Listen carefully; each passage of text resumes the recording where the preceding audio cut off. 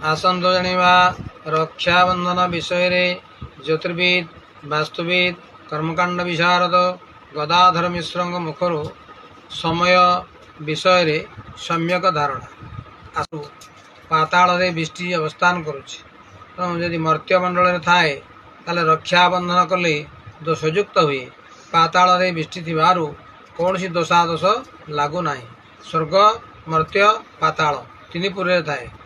काली पाताल रही तो चिंता करिवार कौन नाई सकाळ 6:06 ठारू 7:42 मध्य अमृत बेला रही से समय रक्षाबंधन करंतु सेकेंड का समय जी कहबी से तुम हूँ